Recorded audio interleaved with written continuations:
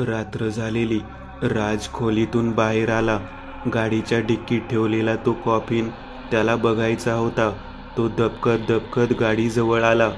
Dicky उघडून त्याने आत नजर टाकली. कॉफिनचं दार हळूहळू उघडत त्याने मनावर दगड ठेवत आत बघितलं. रसिकचं प्रेत तसंच होतं जसं त्याने त्या रात्री बघितलेलं. याच्या हाताला काय झालं हे तर मला माहिती आहे, पण याच्या डोळ्याला आणि कानाला नक्की काय झालं होतं ती गोष्ट समजली पाहिजे. पण ती गोष्ट कशी समजणार?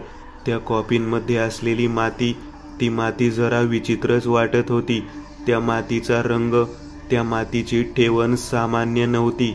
इतक्यात राजची नजर रसिकच्या गळ्याजवळ गेली. गळ्यावर ठेवलेला तो आसूड त्याने पटकन बाहेर काढून घेतला आणि कॉफिनचं दार बंद केलं. तो हंटर, त्यात नक्कीच काहीतरी होतं ज्याला कॉफिनच्या आतमधला माणूस बिचकायचा. त्याने तो हंटर स्वतःच्या सोबत घेतला आणि तो आता रूममध्ये आला. सर्वात आधी त्याने मोबाईलमधला सर्व डेटा स्वतःच्या मोबाईलमध्ये कॉपी करून घेतला आणि मग रितेशचा मोबाईल तोडून टाकला. मोबाईलमध्ये जे जे काही होतं ते सगळं काही तो आता परत एकदा पाहू लागला. मगाशी त्याने फक्त काही व्हिडिओज बघितले होते, त्यातलेही 2 व्हिडिओज त्याने अजून देखील पाहिलेले नव्हते. मोबाईल बघता बघता त्याला कधी झोप लागली त्याचं त्यालाही समजलं नव्हतं. सकाळ झाली होती. पक्ष्यांचा किलबिलाट कानावर ऐकू येत होता. खिडकीतून येणारे ऊन जाणवत होतं. राज उठून बसला. खूप दिवसांनी त्याला सकाळी लवकर जाग आली होती. 7:30 वाजले होते. आज काहीही करून संध्याकाळच्या आत पुण्यात पोचायलाच लागेल. सिगरेट तोंडात धरत त्याच्या डोक्यात आता पुढचं षडयंत्र शिजू लागलं. सर्वात प्रथम इथून गेल्यावर राहण्याची चांगली सोय करावी लागेल. पैशाची आता काही कमतरता नाही. ते झालं की मग खरा खेळ सुरू होईल. त्याच्या चेहऱ्यावर एक विकृत हास्य उमटलं होतं. आवरून तो तयार झाला. पैसे आणि सोनं असलेलं पोतं त्याने व्यवस्थित बघून घेतलं. 9:30 वाजता त्याचं सगळं आवरून झालं होतं. त्यांनी केशवला फोन लावला. हॅलो सर, तुम्हालाच फोन करणार होतो. आम्ही घराच्या शिफ्टिंग काल रात्रीच उरकलं. आता आई वडील तिकडे आहेत. आईलाही डिस्चार्ज मिळाला आहे काल. तसेच तिच्या देखभालीसाठी एक नर्सही मिळाली आहे. तुम्ही सांगा किती वाजता निघायचं? केशव म्हणाला, मी तयार आहे. बघ, 1 तासात आलास तर बरं होईल. आपल्याला संध्याकाळ होण्याच्या आधी पुण्यात पोहोचायचंय. राज म्हणाला, ठीक आहे. माझं पण झालं आहे कपडे भरून. मी लगेचच निघतो. केशव म्हणाला. राज आता खाली आला. चेकआउट करून 3-4 दिवसाचं जे काही बिल होतं ते त्यांनी आता कॅशने दिलं. काही वेळातच केशव तिथे आला. सर, निघायचं? गाडीजवळ येत केशवने राजला विचारलं. हो. डिक्कीत ठेवू का बॅग? केशव डिक्कीजवळ येत म्हणाला, नको, डिक्कीचा थोडा प्रॉब्लेम आहे. मागच्या सीटवरती बॅग्स ठेव. मी पण तिथेच ठेवली आहे. राज म्हणाला. पण हे बोलताना त्याच्या चेहऱ्यावर थोडीशी भीती दिसत होती. केशवने स्वतःची बॅग आता मागच्या सीटवरती ठेवली. राज गाडीत बसला आणि आता ते तिथून निघाले. जेमतेम सकाळचे 10 वाजले होते. सर, खरंच आज तुमच्यामुळे माझं जीवन बदललं आहे. खरंच तुम्ही नसता भेटलात तर कदाचित याच छोट्या गावात, याच छोट्याशा नोकरीत, याच गरिबीत आयुष्य माझं संपलं असतं. केशव म्हणाला, मी काही उपकार केले नाहीत तुझ्यावर, त्यामुळे असं काही बोलू नकोस. आपल्याला एकत्र राहून खूप काही करायचं आहे. ही तर फक्त सुरुवात आहे. बोलता बोलता गप्पा मारत मारत ते माणगावपर्यंत आले. माणगाववरून तामिनी घाटाकडे जाणाऱ्या रस्त्याला राजने गाडी वळवली. हलका हलका पाऊस सुरू होता. एका वळणानंतर अचानक त्याला तोच ओळखीचा दुर्गंध पुन्हा एकदा जाणवू लागला. त्याने आरसा नीट करत आरशात बघितलं. मागच्या सीटवरती बसली होती. त्याच्या अगदी कानाजवळ तिचे काळवंडलेले ओठ होते, पण त्याला आता तिची भीती राहिलेली नव्हती. त्याने तिकडे दुर्लक्ष केलं. पावसाचा जोर आता वाढू लागला होता. तुझ्या मोबाईलला रेंज आली की एक काम कर, ऑनलाईन एखाद्या हॉटेलच्या 2 रूम बुक कर.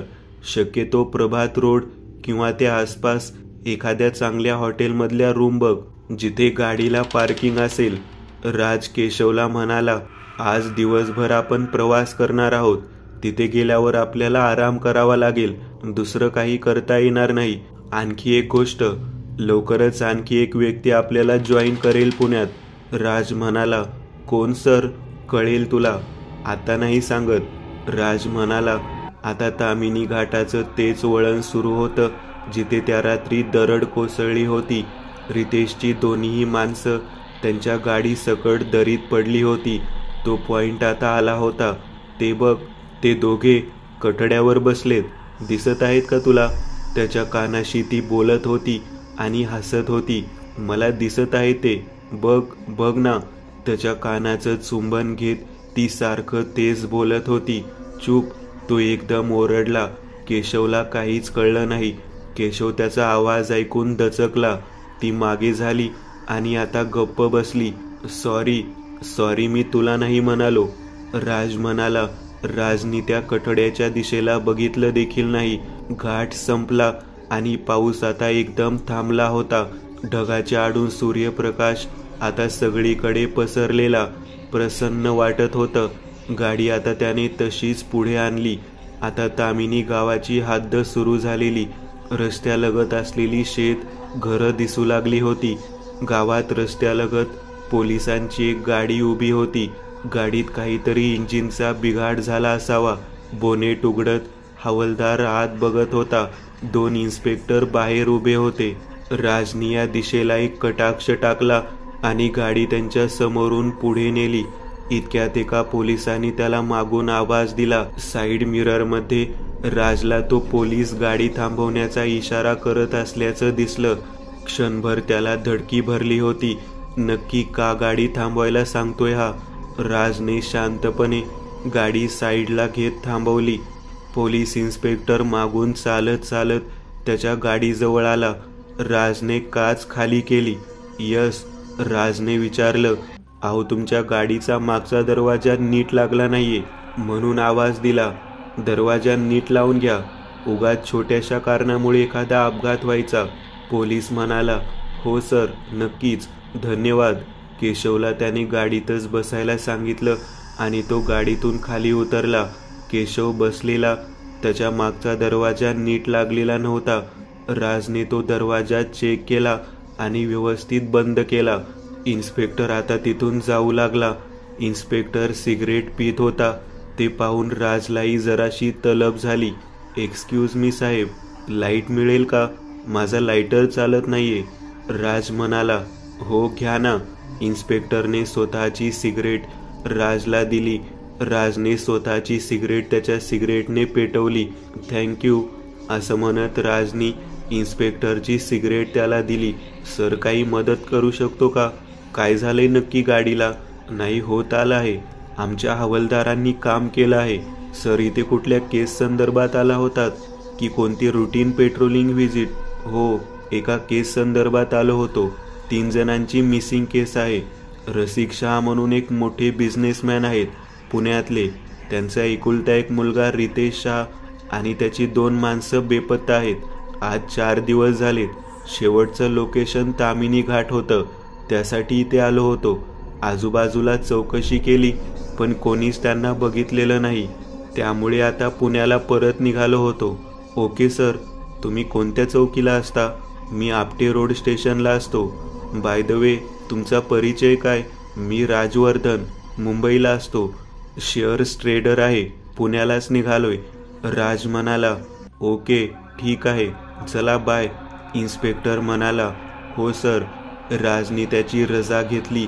सिगरेट ओढत ओढत तो गाडीत बसला आणि ते तिथून निघाले. 4:30 वाजले होते. पुणे शहराची हद्द सुरू झाली होती. आज हे शहर तर तेच होतं, पण इथे परतणारा राज मात्र आता आधीचा राज राहिलेला नव्हता. सगळं काही तेच होतं, पण तरीही बदललेलं वाटत होतं. चांदणी चौक, कोथरूड, कर्वे रोड करत करत गाडी प्रभात रोडला आली. प्रभात रोडवरच्या एका हॉटेलमध्ये 2 रूम्स बुक केल्या होत्या. राजने त्याच्या रूममध्ये प्रवेश केला. बाजूच्या रूममध्ये केशव होता. केशवसाठी हे सगळंच नवीन होतं. इतक्या आलिशान रूममध्ये राहायची त्याची पहिली वेळ होती. राजने गाडी हॉटेलच्या पार्किंग लॉटमध्ये पार्क करताना डिकी अनेक वेळा लॉक केली आहे का ते चेक केलं होतं. रूमचं दार बंद करत त्याने रूमवर नजर टाकली. डबल रूम, एक प्रशस्त बेड, एक टीव्ही, एअर कंडिशनर आणि बाजूला एक मस्त अशी बाल्कनी. 7व्या मजल्यावरती खोली होती. तो बाल्कनीमध्ये आला. 7व्या मजल्यावर जवळपास शहरच त्याच्या नजरेच्या टप्प्यात येत होतं. मी आलोय आणि यावेळी मी नुसता आलो नाहीये, सगळं जिंकायला आलोय. असं काहीतरी व्हावं की येत्या काही दिवसातच या शहरातला सगळ्यात श्रीमंत आणि पैशावाला माणूस मी झालो पाहिजे. आणि मुख्य म्हणजे सगळा पैसा हा कायदेशीर असला पाहिजे. नुसता पैसा असून आता अर्थ नाही. नावही हवंय मला. सिगरेटचा झुरका घेत त्याच्या मनातली इच्छा आपसूक बाहेर पडली. तो आता बाथरूममधल्या बाथटबमध्ये होता. बाजूला वाईनचा एक ग्लास भरलेला. वाईनचा एक घोट घेत सिगरेटचा एक एक झुरका तो मारत होता. डोळे बंद होते. त्या थंड पाण्यामध्ये त्याला खूप रिलॅक्स वाटत होतं. त्याने अचानक डोळे उघडले. तो दुर्गंध त्याला परत एकदा जाणवू लागला होता. नजरेच्या कोपऱ्यात त्याला ती बाथरूमच्या दाराजवळ उभी दिसली. एक एक पाऊल चालत ती त्याच्या जवळ आली. त्याच्या खांद्यावरून स्वतःचा हात फिरवत ती त्याच्या अगदी चेहऱ्याजवळ स्वतःचे ओठ घेऊन उभी राहिली. हातातली सिगरेट टाकत त्याने तिचा हात धरला आणि दुसऱ्या हाताने तिचा गळा धरला. तिच्या विद्रूप चेहऱ्याकडे बघत त्याने एक आसुरी स्मित हास्य केलं. तिच्या नजरेत नजर देत तो आता तिच्याशी संवाद साधत होता. माझी मदत कर, मला बदला घ्यायचाय, आता राहवत नाही. एक क्षण काढणं अवघड जाते मला. तिला मागे ढकलत तो बाथटब मधून बाहेर आला. ती तशीच त्याला पाहत होती. कपडे घालून तो बाहेर आला. ती त्याच्या मागे मागे येत होती. बाहेर येत त्याने दारूचा एक ग्लास भरला. तो अस्वस्थ झालेला. काय करावं ते कळत नव्हतं. दाराची बेल वाजली. राज दरवाजाजवळ आला. समोर केशव उभा होता. हातात एक मोठी नवी कोरी ट्रॅव्हलर बॅग होती. हे घ्या सर, हे घ्या सर. तुम्ही सांगितल्यानुसार आताच ही नवीन बॅग घेऊन आलो. आता पोत्यातलं सगळं सामान आपल्याला याच्यात भरता येईल. केशव ती बॅग घेऊन नुकताच आलेला. राजने त्याला तसं करायला सांगितलं होतं. त्या पोत्यातून आता सगळं सोनं आणि पैसे आता त्या दोघांनी त्या बॅगेत भरायला सुरुवात केली व पोत्याच्या सगळ्यात शेवट काहीतरी राहिलं होतं. सर, हे काय आहे? केशवने राजला विचारलं. राज नोटांच्या गड्ड्या व्यवस्थित लावण्यात व्यस्त होता. लाल रंगाचे एक पुस्तक केशवच्या हातात होतं. राजने ते पुस्तक त्याच्या हातातून घेतलं. हे तर त्या मांत्रिकाच्या इथे मिळालं होतं. राजने ते पुस्तक हातात घेतलं. ते पुस्तक हातात घेतल्यावर त्याचं पहिलं पान उलटल्या उलटल्या त्याच्या खांद्यावर तिचा तो थंड स्पर्श जाणवू लागला. त्या लाल पुस्तकात विचित्र विचित्र असे मंत्र लिहिले होते. एक मंत्र, त्याखाली त्या मंत्रामुळे काय होऊ शकतं आणि मग तो मंत्र कधी आणि कसा म्हणायचा, अशा गोष्टी लिहिलेल्या. राज ते पुस्तक चाळू लागला. त्यात एक मंत्र होता जो शत्रूच्या प्रतिमेला किंवा फोटोला समोर ठेवून 108 वेळा रात्री 1 ते 3च्या मधल्या काळात म्हटला तर शत्रूचं आर्थिक नुकसान, शारीरिक नुकसान सुरू होईल पुढील 4 तासात, असं त्या समोर लिहिलेलं. यासाठी अन्य कोणत्याच विधीची गरज नाही, इतका शक्तिशाली तो मंत्र होता.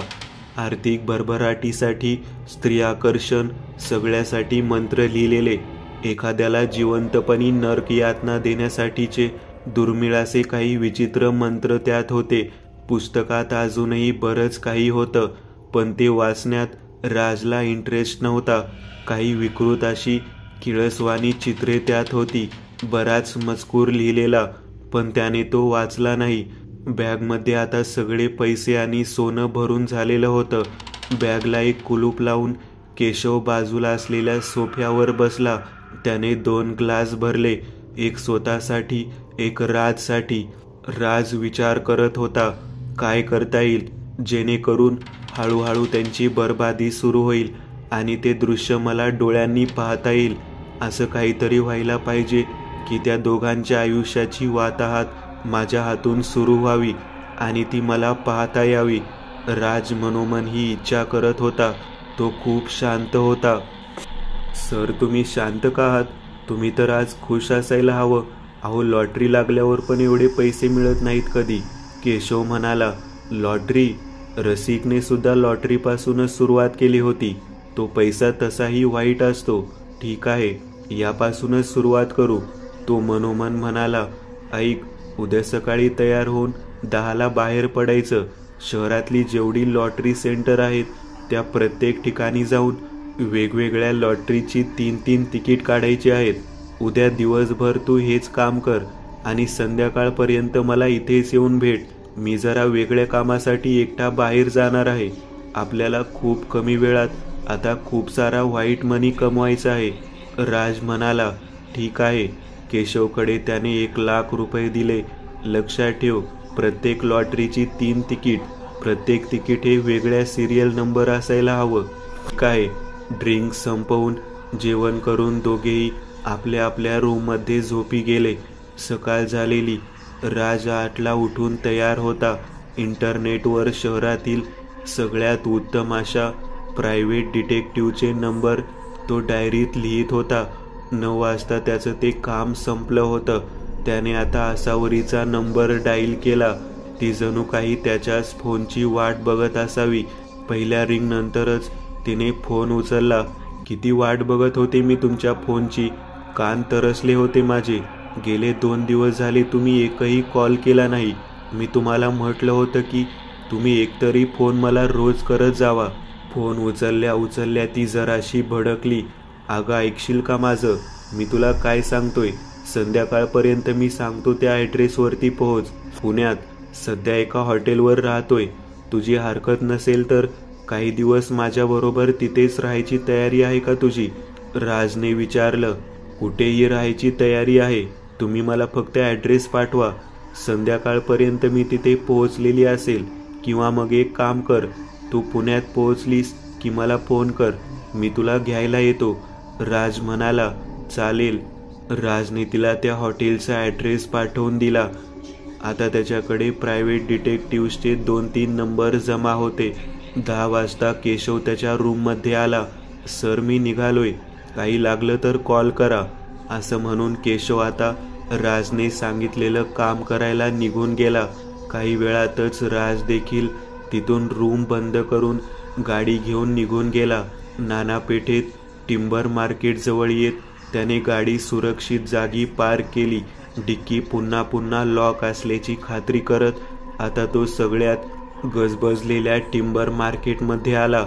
शबनम कॉम्प्लेक्स नामक एका इमारतीत तो शिरला. पहिल्या मजल्यावरच एका कार्पेटच्या दुकानात शिरत त्याने समोर बघितलं. समोर एक वृद्ध व्यक्ती बसलेला. बोला साहेब, काय दाखवू? मला डीकेला भेटायचं आहे. राज म्हणाला. ठीक आहे, या माझ्या मागे. असं म्हणत तो माणूस आता दुकानाच्या आतल्या बाजूला चालू लागला. राज देखील त्याच्या मागे मागे चालत एका कपाटाजवळ आला. एक लाकडी कपाट ज्याचं दार त्या माणसाने उघडलं.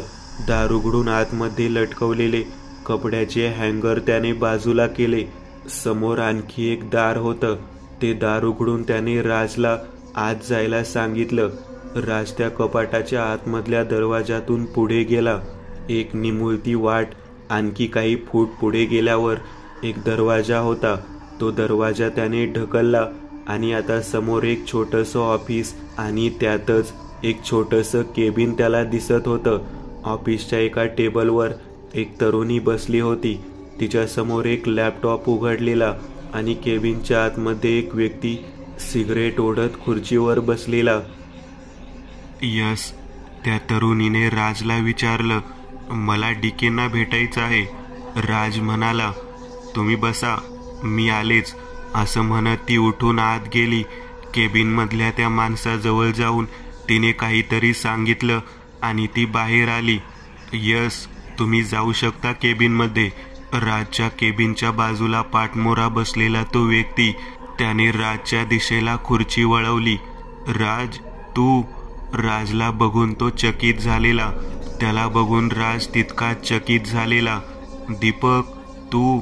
माय गॉड, राज म्हणाला.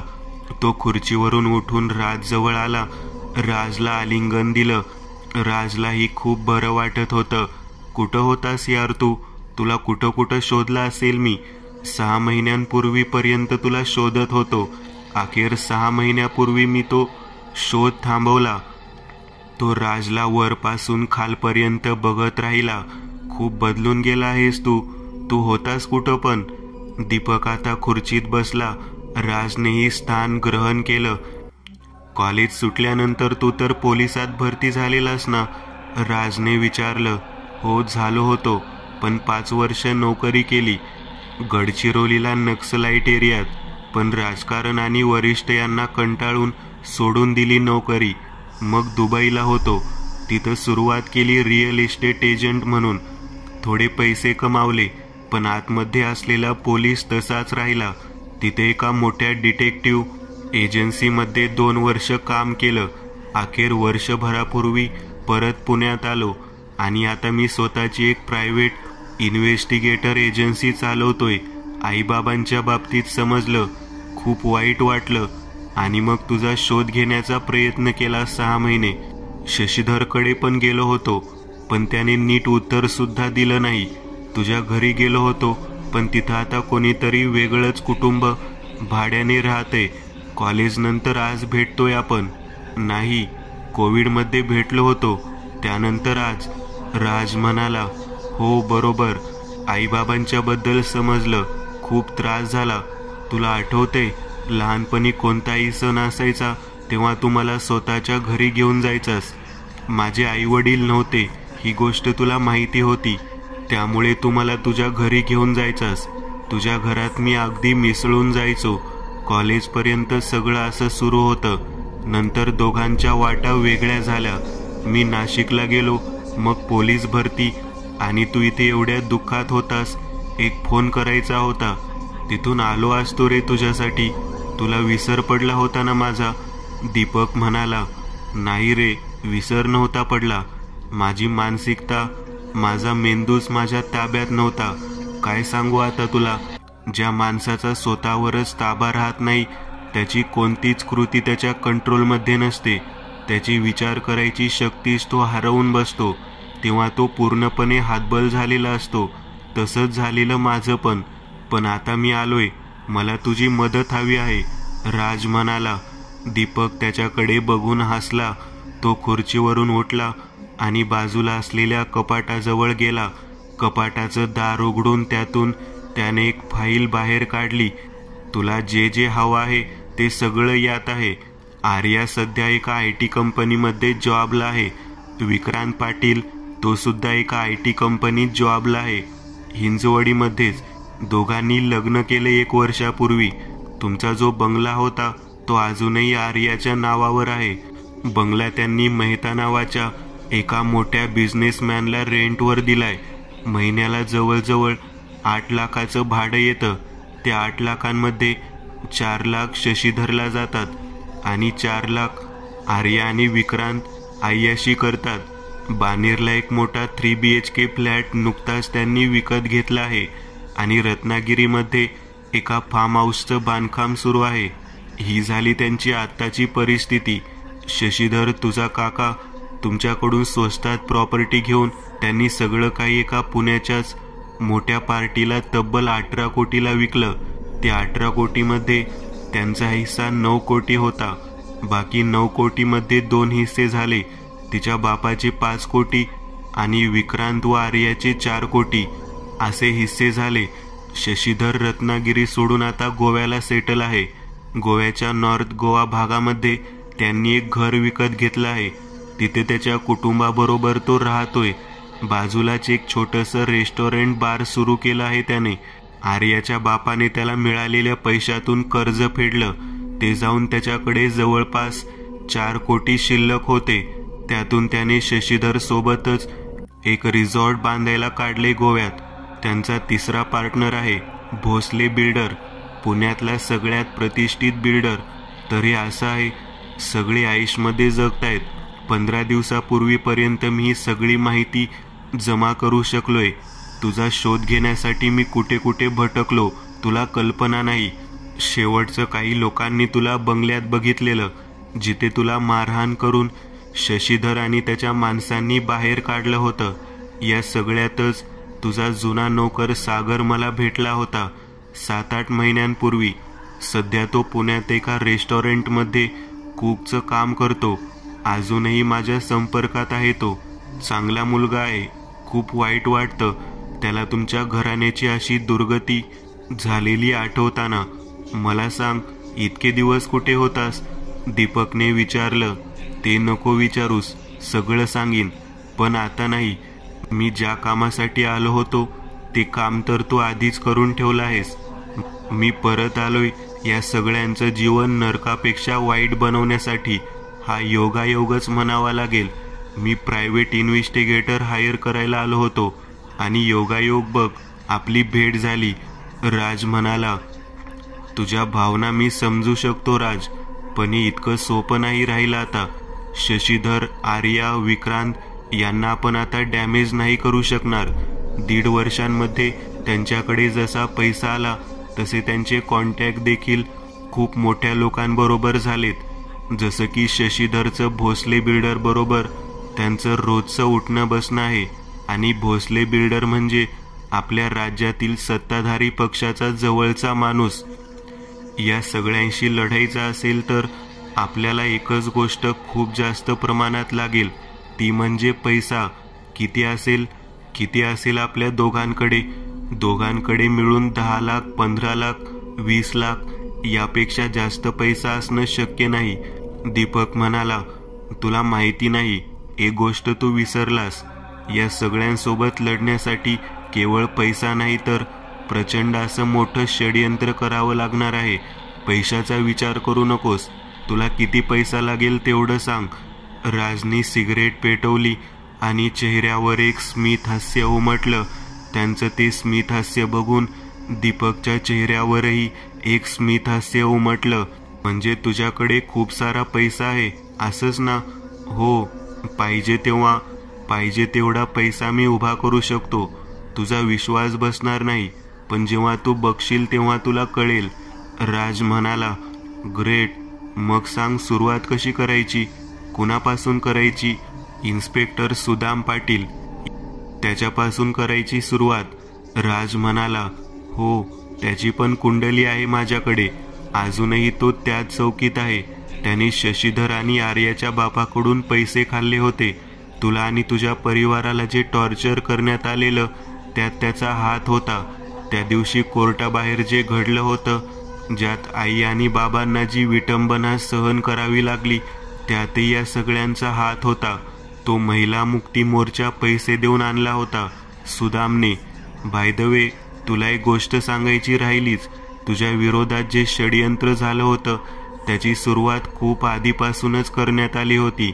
दीपक म्हणाला. तुमच्या खानदानी जमिनीचा वाद सगळ्यात जास्त कधी चिघळला होता आठवते का तुला? दीपकने विचारलं. हो, 2021च्या जून महिन्यात आम्ही जेव्हा चिपळूणमध्ये कचेरीत शशीधरला भेटलो होतो त्यावेळी त्यांनी धमकी दिली होती बाबांना. माझे आणि शशीधरची तेव्हा बाचाबाची झाली होती. त्यावेळी तो म्हटला होता की ही केस तर तुम्ही जिंकाल, पण तुमचं आयुष्य मग पुढे नरक करून टाकीन मी.